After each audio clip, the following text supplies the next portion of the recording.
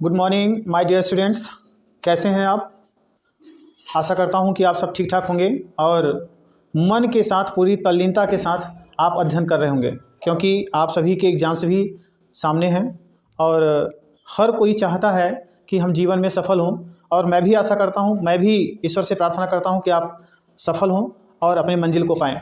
इसी के साथ माय डियर स्टूडेंट्स, आज मैं अपने इस यूट्यूब चैनल पर आपको एक यूनिक टॉपिक को पढ़ाने चल रहा हूं।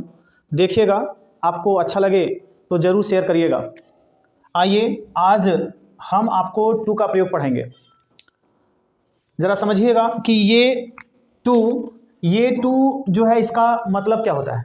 इस टू का मतलब क्या होता है तो आप जानते हैं कि इसका मतलब होता है मोर देन एनफ। इसका मतलब होता है मोर देन एनफ। हिंदी की बात करते हैं, हिंदी में देखिएगा, इसका मतलब होता है पर्याप्त से अधिक। पर्याप्त से अधिक। आप जानते हैं कि ये आखिर ये टू है क्या? तो चलिए हम इसको भी देख लेते हैं। ये आपका जो टू है, इस टू को हम क्या बोलते हैं? एडवर्ब बोलते हैं। माय डियर स्टूडेंट्स, यह आपका क्या होता है? एडवर्ब होता है। अब मैंने इसको लिखा कि मोर देन एनफ, पर्याप्त से अधिक, इसका मतलब होता है। साथ ही साथ ये जो टू है, इसको हम कहते क्या है? एडवर्ब कहते हैं। आइए, अगर ये टू एडवर्ब है तो इसको हम कितने तरह से पढ़ सकते हैं, इसका प्रयोग कितने तरह से किया जा सकता है, कहाँ कहाँ किया जा सकता है, आइए हम उसको भी देख लेते हैं। तो ये जो आपका टू है, इस टू को हम बहुत, हिंदी में बहुत के अर्थ में करते हैं। दूसरा नंबर, ये कभी कभी इसका अर्थ क्या होता है? भी होता है। और कभी कभी इसका अर्थ क्या होता है? इतना अधिक, इतना अधिक, यह भी होता है। और कभी कभी हम इसका प्रयोग जो है औपचारिकता को दिखाने के लिए भी करते हैं। तो देखिए, मैंने आपसे कहा कि टू का प्रयोग कई तरह से करते हैं। एक तो ये कि इसका प्रयोग हम किस रूप में कर सकते हैं? बहुत के रूप में। एक तो ये कि इसका अर्थ कभी कभी क्या आता है? भी आता है। कभी कभी हमें वाक्य में देखने को मिलता है कि इसका अर्थ क्या आता है? इतना अधिक। और कभी कभी इसका प्रयोग हम किस रूप में करते हैं? औपचारिकता को दिखाने के लिए भी हम इसका प्रयोग करते हैं। तो आइए हम देखते हैं कि अगर इसका प्रयोग इतने तरीके से कर सकते हैं, तो जो एडवर्ब टू है, हम इसको किस तरह से प्रयोग करेंगे। तो सबसे पहले हम आपको लेकर के आते हैं कि टू का अर्थ जो होगा वह होगा बहुत। अब आपके मन में आएगा कि भाई टू का मतलब बहुत होता है, तो वेरी का मतलब क्या होता है? तो मैं यह भी आपको बता दूं कि जो वेरी होता है, इसका अर्थ भी क्या होता है? बहुत होता है। फिर दोनों में अंतर क्या है? हम कैसे अंतर करेंगे कि भाई हम कहाँ पर टू लगाएं, कहाँ पर वेरी लगाएं? हमारे सामने एक समस्या खड़ी हो जाती है। तो आइए हम आपकी इस समस्या को दूर कर देते हैं। कैसे? आप जानते हैं मैंने टू का अर्थ आपको क्या बताया कि मोर देन एनफ। मैंने आपसे कहा कि यह क्या होता है? मोर देन एनफ होता है। और इसका जो अर्थ होता है हिंदी में, वह होता है पर्याप्त से अधिक। इसका अर्थ क्या होता है? पर्याप्त से अधिक होता है। माय डियर स्टूडेंट्स, पर्याप्त से अधिक होने का मतलब क्या होता है? पर्याप्त से अधिक होने का मतलब क्या होता है? पर्याप्त से अधिक होने का मतलब होता है कि कोई ऐसा गुण, कोई ऐसी क्वालिटी जो अपनी उचित सीमा से अधिक हो जाए, जिसकी मात्रा अधिक बढ़ जाए, वह आपका क्या कहलाता है? पर्याप्त से अधिक होना। जैसे अगर मान लीजिए हम कहें सीता बहुत सुंदर है, सीता बहुत सुंदर है। अगर मैंने यह लिखा और मैं आपसे कहूं कि आप इसमें टू का प्रयोग करिए, तो चलिए कर लेते हैं। हमने लिखा Sita is too beautiful. Sita is too beautiful. आइए हम इसको ऐसे भी बना सकते हैं, सीता इज वेरी ब्यूटीफुल। हमने दोनों तरह से लिख लिया। अब अगर हम ये सोचें कि भाई ये हमने लिखा सीता इज टू ब्यूटीफुल, फिर हमने लिखा सीता इज वेरी ब्यूटीफुल, पर दोनों में डिफरेंस क्या है? क्या हम हर जगह टू का प्रयोग करके बोल सकते हैं या फिर हम वेरी का प्रयोग करें? यह उचित होगा। तो चलिए देखते हैं। ये आपका जो टू है, इसका अर्थ क्या निकल रहा है? More than enough. इसका मतलब ये हुआ कि जो सीता है, ये जो सीता है, ये सुंदर तो है, ये सुंदर तो है, लेकिन इसकी सुंदरता जितनी होनी चाहिए उससे कहीं बहुत अधिक है, जिसकी वजह से यह सुंदरता किस रूप में बदल गई? असुंदरता के रूप में, असुंदरता के रूप में यह बदल गई। इसका मतलब ये कि ये जो सुंदरता की क्वालिटी है यह अपनी लिमिट से कहीं अधिक है, जो कि क्या कर रही है, इसकी सुंदरता को खराब कर रही है। तो मैं यह कहना चाहता हूं कि यह जो आपका टू है, यह टू कब प्रयोग होगा, जब कोई क्वालिटी, जब कोई गुण अपनी लिमिट से अधिक हो जाए, जिसकी कोई सीमा ना हो, उसके लिए हम क्या प्रयोग करते हैं, टू का प्रयोग करते हैं। अब एक सामान्य शब्दों में सुन लीजिए कि टू का प्रयोग हम हमेशा क्या करते हैं, बैड क्वालिटीज के लिए करते हैं। टू का प्रयोग किसके लिए करते हैं, बैड क्वालिटीज के लिए करते हैं। जबकि जो आपका वेरी है, वेरी का प्रयोग हम किसके लिए करते हैं, गुड क्वालिटीज के लिए करते हैं। टू का प्रयोग हम किसके लिए करते हैं, बैड क्वालिटीज के लिए, और वेरी का प्रयोग किसके लिए करते हैं, गुड क्वालिटीज के लिए। आइए देखते हैं, हम उदाहरण के आधार पर देख लेते हैं कि जैसे हमने लिखा चाय बहुत गर्म है, हमने लिखा चाय बहुत गर्म है, तो आप क्या कहेंगे, आप ये कहेंगे भैया कि टी इज टू हॉट, और फिर आप कहोगे T is very hot. But दोनों में डिफरेंस क्या है, कौन सा सही है। अगर मैंने यहाँ पे टू लगा दिया और टू लगा करके कहा हॉट, मतलब चाय इतनी गर्म है कि अगर आप कप को अपने होठ के पास ले आओगे तब भी आप भयभीत हो जाओगे कि यार मैं जल जाऊंगा। ठीक है, ऐसी अवस्था में क्या स्थिति उत्पन्न होती है कि ये जो हॉटनेस है वह हॉटनेस अपनी लिमिट से कहीं अधिक है, जिसके कारण आप चाय से डर रहे हो, चाय को पीने से डर रहे हो, उसको छूने से भी डर रहे हो। समझ रहे हैं। तो ये आपका जो क्वालिटी है, ये अगर गुड क्वालिटीज है तो ये बदल किस में गया, बैड क्वालिटीज में। क्यों बदल गया, क्योंकि हमने यहाँ पे क्या लगा दिया, टू लगा दिया। लेकिन माय डियर स्टूडेंट्स, जैसे ही मैं इस एडजेक्टिव के पहले वेरी लगाऊंगा, वैसे ही यह क्वालिटी सामान्य स्थिति में हो जाएगा, जिसे हम बड़े प्यार से पसंद करेंगे और चाय को हम बड़े चाव के साथ पी लेते हैं। मेरे कहने का मतलब है कि जब भी किसी एडजेक्टिव या एडवर्ब के पहले टू आए, तो ये टू हमेशा क्या करता है, इस क्वालिटी को मोर देन एनफ कर देता है। जबकि वेरी जब आता है तो इस क्वालिटी को क्या करता है, सामान्य स्थिति में ला देता है। एक प्रयोग तो ये आपका ये हो गया कि टू का अर्थ क्या होता है, बहुत होता है। आइए हम इस टू का एक दूसरा प्रयोग आपको बताते हैं। ठीक, आइए इसका दूसरा प्रयोग अगर हम देखेंगे तो ये जो टू है, इसका दूसरा प्रयोग हम करते हैं किस रूप में, भी के रूप में। अब आप कहोगे कि इस भी का एक और मीनिंग है आल्सो। हम आल्सो का भी तो प्रयोग कर सकते हैं, बिल्कुल कर सकते हैं। आप आल्सो भी लगा सकते हैं, आप यहाँ पे टू का भी प्रयोग कर सकते हैं। पर ये टू प्रयोग कहाँ पर होगा, किसके साथ प्रयोग होगा, आइए उसको देख लेते हैं। जैसे अगर मैं कहूँ कि वह मुझे भी पढ़ाएगा, वह मुझे भी पढ़ाएगा। अगर आप इसका अनुवाद करोगे तो जरा आप देखो यहाँ पे क्या दिया हुआ है, भी दिया हुआ है। अब आप इसका अनुवाद करोगे तो वह की मीनिंग क्या करोगे, ही। फिर आप देखिए फ्यूचर इंडेफिनिट टेंस है, इसलिए आप क्या करोगे, विल। पढ़ाना की मीनिंग क्या करोगे, टीच। मुझे की मीनिंग क्या करोगे, मी। और लास्ट में आप क्या लगाओगे, टू। मैं यह कहना चाहता हूं कि वर्ब के तुरंत बाद, या तो वर्ब के तुरंत बाद ये प्रयोग होगा, या वर्ब के बाद यदि ऑब्जेक्ट आया तो उसके बाद हम क्या लगा सकते हैं, टू का प्रयोग कर सकते हैं। और इसे हम क्या बोलते हैं, एडवर्ब बोलते हैं।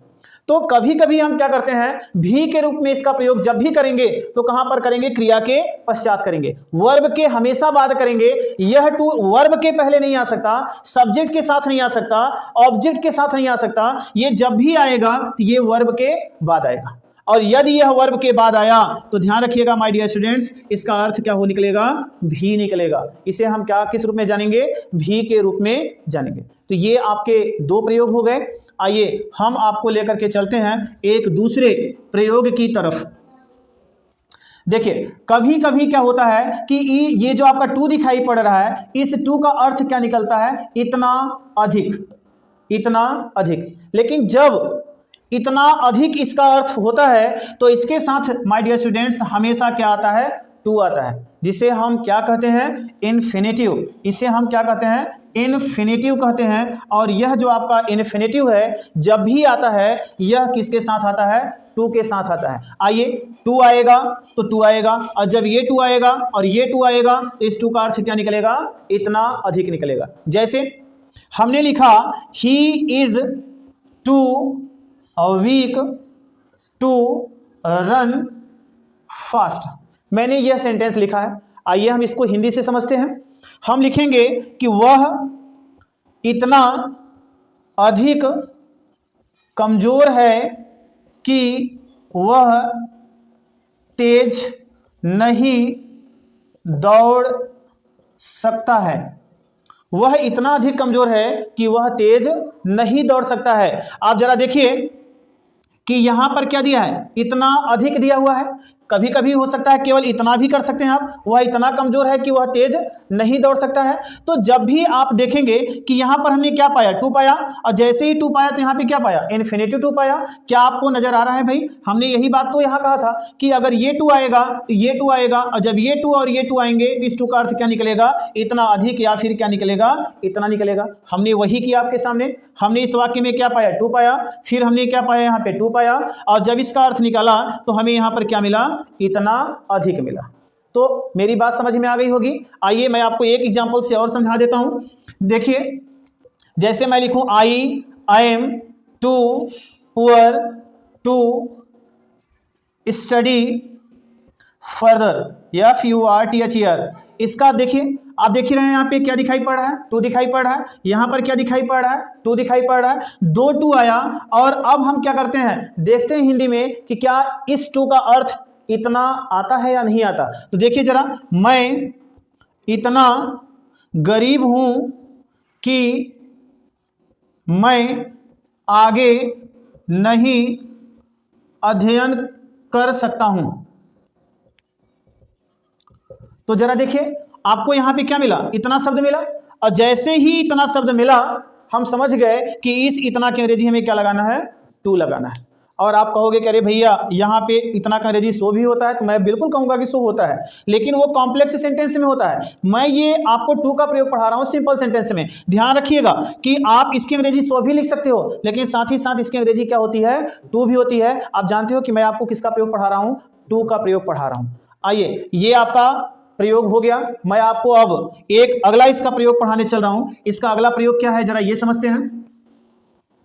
ये आपका जो टू है, यह टू काउंटेबल और अनकाउंटेबल नाउन के साथ भी प्रयोग होता है, लेकिन किस अवस्था में, जरा समझिएगा। एक तो ये हो जाएगा टू मेनी, और एक आपका हो जाएगा टू मच।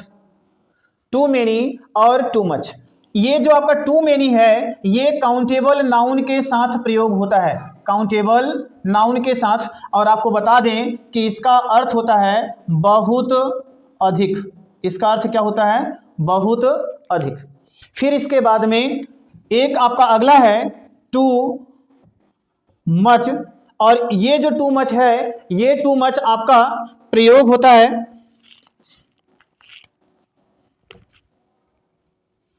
ये जो टू मच है, टू मच का प्रयोग अनकाउंटेबल नाउन के साथ होता है, मतलब अगणनीय संज्ञा के साथ। और इसका भी प्रयोग अर्थ होता है बहुत अधिक।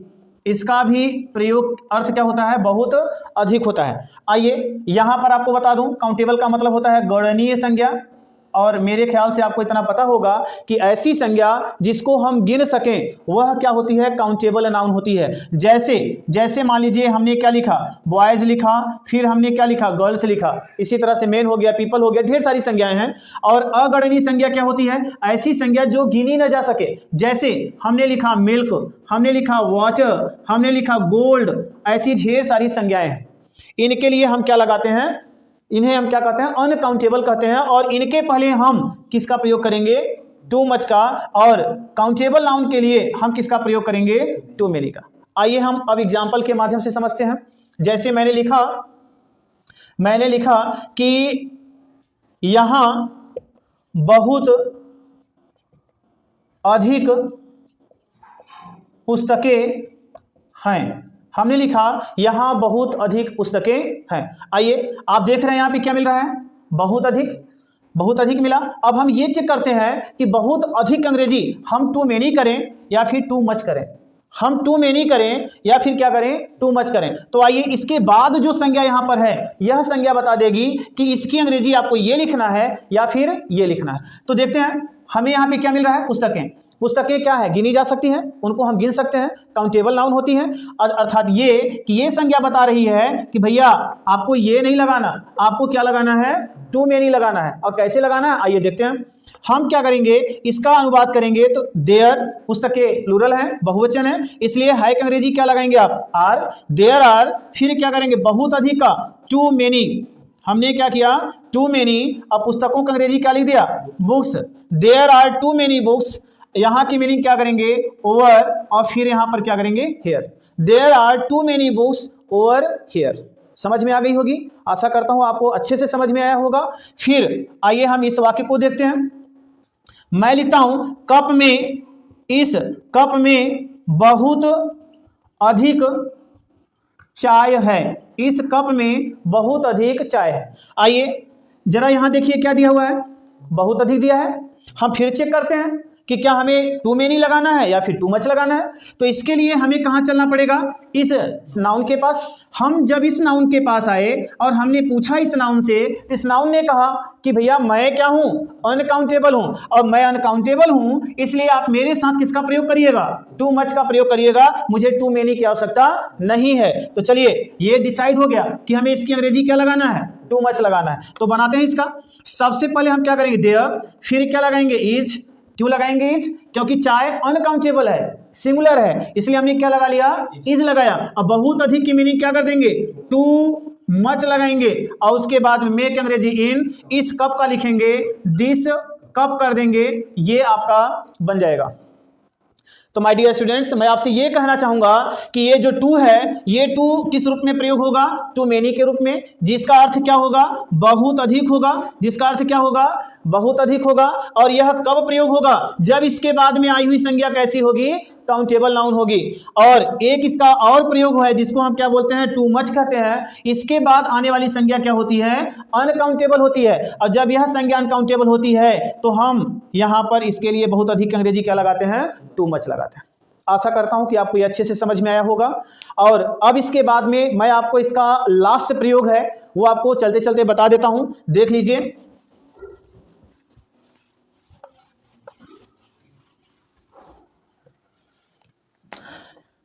इसका अगला प्रयोग है टू फ्यू, और एक इसका अगला प्रयोग है टू लिटिल। आपने अभी क्या पढ़ा था? बहुत अधिक। अब हम आपको लेकर के चलते हैं, इसका अर्थ होगा बहुत कम। इसका अर्थ क्या होगा? बहुत कम। और इसका भी अर्थ क्या होगा? बहुत कम होगा। तो चलिए देखते हैं। आप देखिए इसका प्रयोग हम किसके लिए करेंगे? काउंटेबल। इसका प्रयोग किसके लिए करेंगे? काउंटेबल, काउंटेबल नाउन के साथ। और मुझे आशा है कि आप काउंटेबल नाउन समझ रहे होंगे, ऐसी संज्ञा जो काउंटेबल हो, गणनीय हो, जिसको हम गिन सकते हो। और इसका प्रयोग हम करेंगे अनकाउंटेबल नाउन के साथ। तो आइए देखते हैं। यदि मैं यह कहूं कि यहां बहुत कम पुस्तकें हैं, यहां बहुत कम पुस्तकें हैं, और यहां पर मैं लिखूं कि बाल्टी में बहुत कम पानी है, तो आशा करता हूं कि मेरी बात आपको समझ में आ गई होगी। आप देखिए आपको यहां पे क्या मिल रहा है? बहुत कम। और यहां पर भी क्या मिल रहा है? बहुत कम। और बहुत कम की कितनी मीनिंग है? टू फ्यू, और फिर क्या है? Too little. तो आप बताइए कैसे डिसाइड करें कि हम टू फ्यू लगाएं या फिर टू लिटिल लगाएं। तो चलिए हम इसको देखते हैं। बहुत कम के पास आया है, आने के बाद हम किसके पास गए? नाउन के पास। हमने देखा कि ये नाउन क्या है? काउंटेबल है। अगर ये काउंटेबल है तो इसका मतलब हम इसकी मीनिंग क्या लिखेंगे? Too few. और यहां पर जब आए तो पानी दिया है, ये मटेरियल नाउन है, अनकाउंटेबल। इसका मतलब इसके पहले जब हम आकर के देखें तो हमें क्या मिल रहा है? बहुत कम। इसका मतलब ये कंफर्म हो गया कि भाई यहां पर इसकी अंग्रेजी क्या लगाएंगे? Too little. और यहां पर इसकी अंग्रेजी क्या लगाएंगे? टू फ्यू लगाएंगे। तो चलिए ट्रांसलेट करते हैं। हम क्या करेंगे? सबसे पहले लिखेंगे देयर, है की मीनिंग क्या करेंगे? आर। बहुत कम की मीनिंग क्या करेंगे? Too few. उसके बाद में पुस्तकों की मीनिंग क्या करेंगे? बुक्स। यहां की मीनिंग करेंगे ओवर हियर। यहां आइए इसका बनाएंगे। तो मैं यहां पर आपको बता देता हूं, सबसे पहले आप लगाओगे देयर, सिंगुलर है इसलिए इज, बहुत कम पानी का to little water,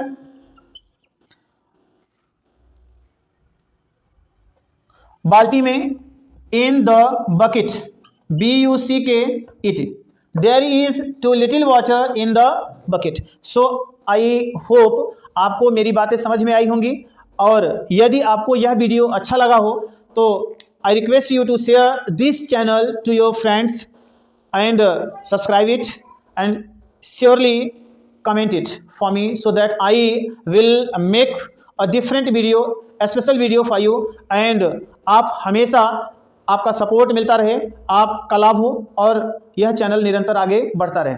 thank you.